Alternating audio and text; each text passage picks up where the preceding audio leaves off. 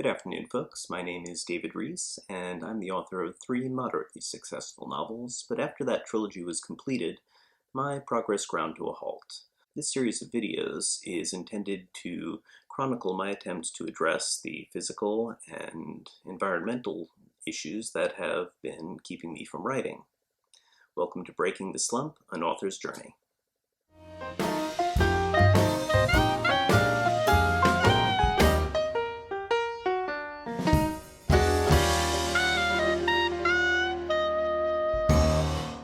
In the last episode, I discussed my issues with ergonomics and the saga of trying to replace my office chair.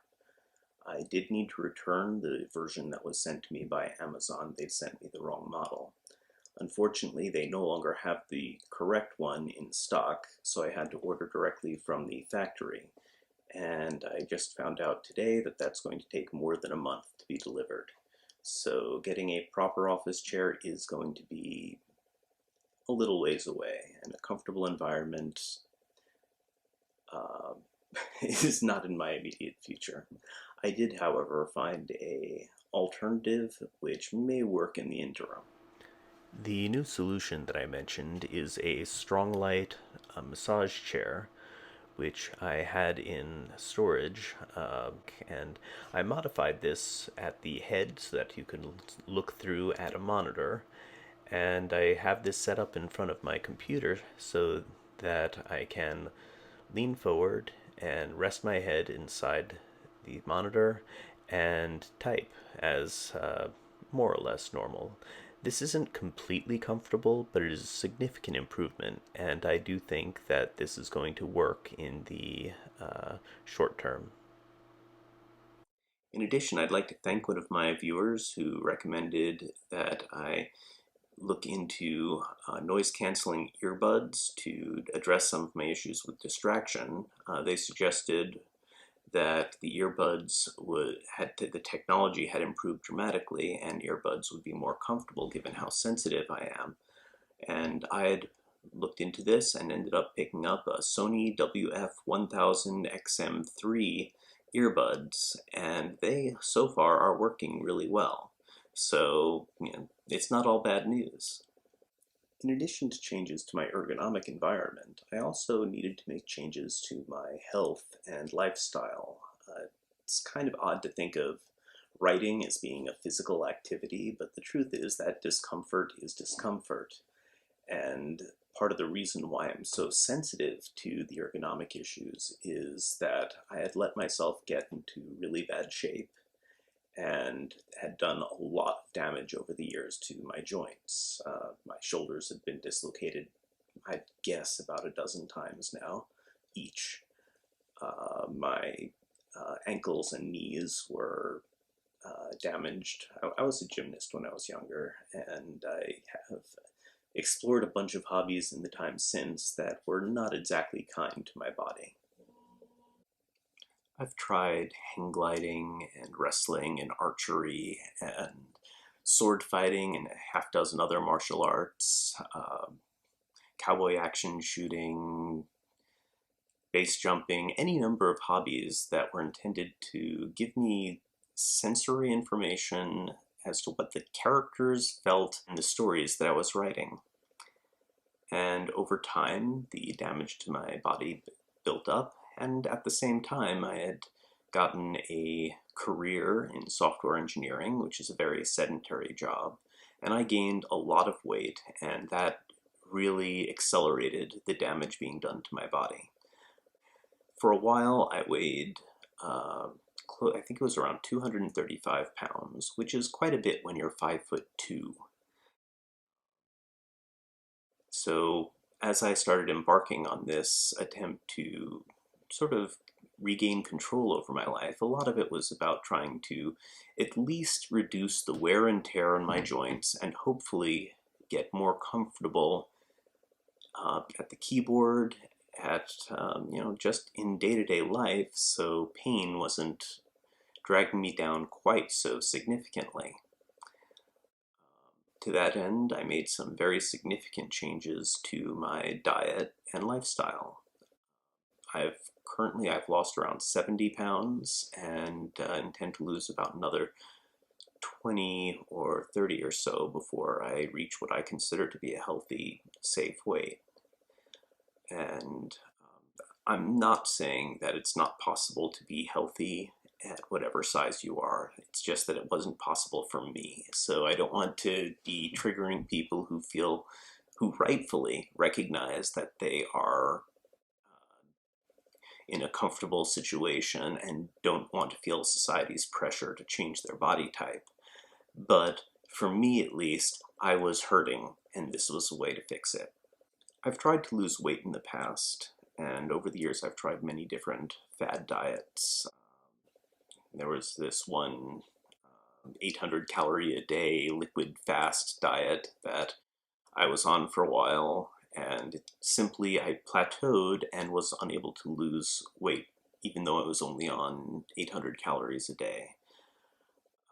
I've tried Atkins and a series of others, but none of them got me past, none of them allowed me to continue losing weight after the initial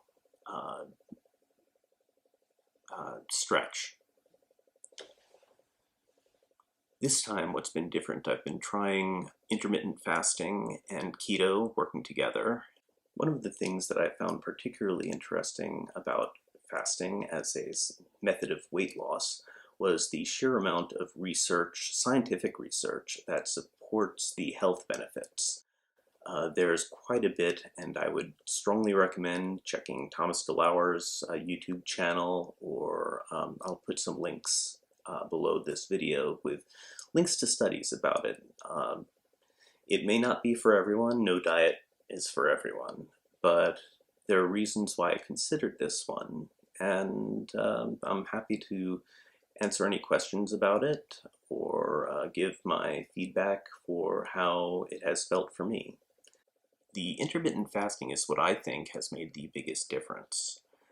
For me at least, I find it much easier to simply not eat than I do to watch my amounts and watch the exact intake and maintaining low calorie input. And also, as mentioned, when I do reduce calories to a low level, my metabolism simply slows down and I stop losing weight no matter how little I eat. This, with the intermittent fasting, what ends up happening instead is that pogo effect seems to eliminate the plateaus that I used to get all the time. I started with a 3-day fast, just water and coffee, black coffee, for 3 days. And I was convinced that I was going to be bitchy and tired and angry throughout all of it. But what I actually found was that I felt good. I felt great throughout the entire 3-day period. And I don't understand that, but that was how I kicked off the intermittent fasting. And from there I went to alternate day eating for about 4 months. And the way it worked is I would eat on a keto diet for the day that I was able to eat, and then I would switch to fasting after dinner on that keto day until breakfast, not the next day, but the day after that. And I simply would not eat every other day. And in 4 months, I lost around 50 to 60 pounds. And then I started changing other aspects. I started adding exercise back into my program, DDP yoga, really low impact. I'm worried about the damage to my joints and I don't want to exacerbate anything unnecessarily. I'm also doing light kettlebell workouts and a lot of burpees and squats whenever I'm watching television. So, I'm not doing the high intensity workouts yet, but I do expect to get there. And in the meantime, I've since shifted to eat 2 days in a row and then one fast day because I don't think that I need to continue losing weight as fast as I was. And, well, it just seems to be more acceptable for long term. There's a secondary benefit to weight loss, which is actually, I find, somewhat annoying, which is that now that I've lost the weight, I feel as though my doctor is actually listening when I describe my symptoms. I don't know what it's like in other areas with other medical practices, but I can say what it's been like for me with my last 4 doctors, which is that they have had no interest whatsoever in actually treating people who are obese. It didn't matter what symptoms I would describe, they would say it's probably weight related and, you know, lose 60 pounds and come back and we'll talk about it. I could have been decapitated and walked into my doctor's office and he would have said, that's a good start, but lose 30 more pounds, and if you're still experiencing blood loss, we'll consider treatment options. Now, keep in mind that statistically, 95% of the people that are obese and try and lose weight fail. So that's, to me, it sounds like doctors who certainly have access to that statistic are simply saying, for 95% of our obese patients, we will bill their insurance company for this visit and not give them any health benefit whatsoever. Especially when the vast majority of the health issues that I was asking for assistance on were not related to my weight, and they're still present, just as they were 10 years ago before I gained the weight. And I was very frustrated with my medical support that I was receiving, but I do feel as though the secondary effect of actually being able to get a doctor to listen to me is another added benefit. So that's it for my rant about medical care, and enough about diet and lifestyle changes for now. But I kind of wanted to discuss some other issues, other things I've been doing to keep myself sane and rebuild my level of creative enthusiasm. And one of those things is reading a lot. I just finished Skyward by Brandon Sanderson, and I have to say I really, really enjoyed this book. It is about a young woman who dreams of being a fighter pilot in a society that is under threat from alien invasion all the time. And the character growth is really cleverly engaging, and the arc is so well paced that you don't even notice how cleanly the character is shifting and changing her views, and also the other characters around her as well. I was enthralled from page 1. Now, it's Brandon Sanderson, so you know the action sequences are going to be great.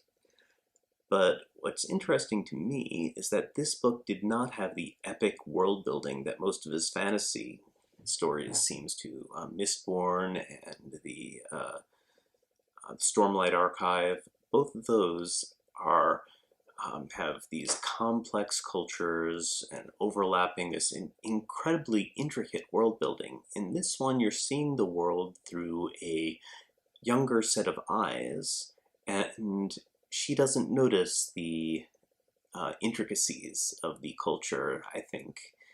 And as a result, it really flowed very smoothly. It was a different experience. I cannot recommend this book enough. It was so much fun.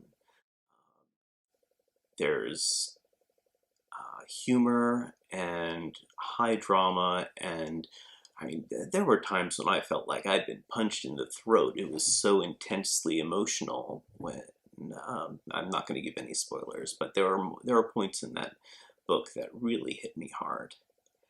So yeah, highly recommended. Other interesting things as a writer that really got me. The main character, it's from her perspective, and people don't think of their own name very often. And you don't find out the main character's real name until I think halfway through chapter 1. There's a prologue you go through, and it's just called by a nickname, her call sign.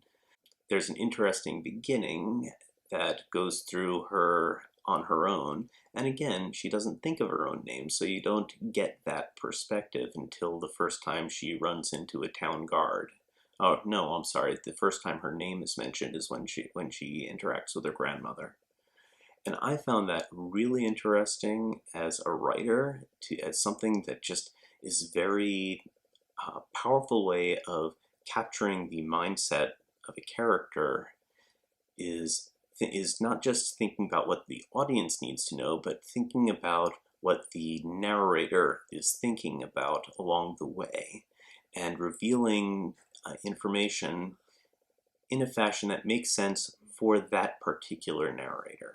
So that was one clever aspect that I really enjoyed. Let's see what else that I like. There are mysteries in the novel that were paced very well, in the sense that Brandon Sanderson gave hints and hung axes on the wall at exactly enough intervals that you never really felt that the mystery wasn't present, even though it wasn't the main storyline. The main storyline is all about the girl's growth arc and becoming a fighter pilot. The mystery doesn't become apparent until fairly late in the story. And as a result, even though it sets up the second book and is incredibly important, the reveals and can be placed at a point where they don't detract from the main character's arc. And I thought that was very clever. Making sure that the pacing and the little hints were just left as breadcrumbs along the way, so that there's always just enough information that you know it's out there and never feel like it's overpowering and it needs to take center stage. So kudos. Also, really, really fun characters and character interplay. This story could have been told deadpan. It could have been told very deadly serious, but instead there are characters that really tried to interject. I shouldn't say tried.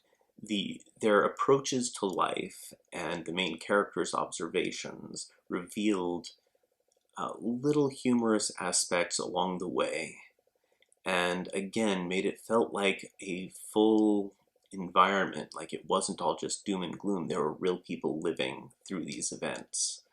And these are all things that, as a writer myself, I want to be on the lookout for, because I want to make sure that my own work also is paced and information is revealed in a way that is dramatically appropriate for the type of scene and type of environment I'm trying to create. So, Brandon Sanderson, this was a masterclass, and I learned a lot, and thank you.